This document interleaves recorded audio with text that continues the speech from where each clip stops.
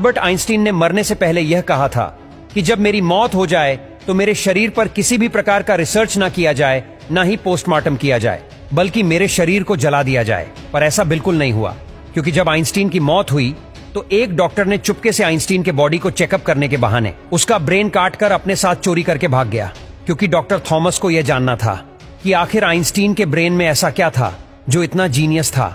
Einstein का brain किसी आम इंसान की तरह नहीं था, बल्कि इसके ब्रेन में इतनी ताकत थी कि जो 1000 आदमी मिलकर एक सवाल को सोल्व नहीं कर सकता था, वह आइंस्टीन अकेले ही कर देता था।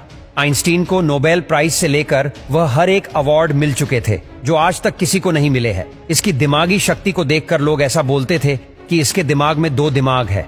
आइंस्टीन को जब लगा कि वह मरने वाला है तो उसने अपने बेटे को अपने पास बुलाया और उससे कहा कि बेटा, मैं तो मर जाऊंगा, लेकिन मेरे मरने के बाद मेरे शरीर को पोस्टमार्टम मत करना और ना ही इस पर रिसर्च करना।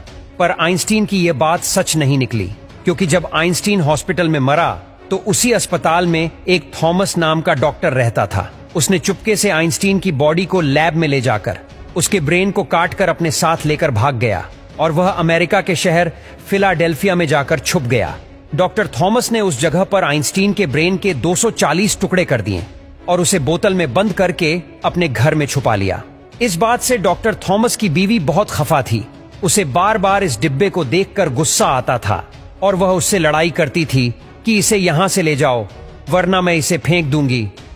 बात इतनी बढ़ गई कि डॉक्टर थॉमस ने अपनी बीवी को ही तलाक दे दिया और वह वहां से ब्रेन लेकर चला गया। इसके बाद वह कई सालों तक इस ब्रेन को लेकर इधर उधर भटकता रहा, पर अभी तक उसे इस ब्रेन के अंदर के राज का पता नहीं चल सका। अब थॉमस के पास इतने पैसे नहीं थे कि वह इस ब्रेन को लेकर और घूम सके। बाद में डॉक्टर थॉमस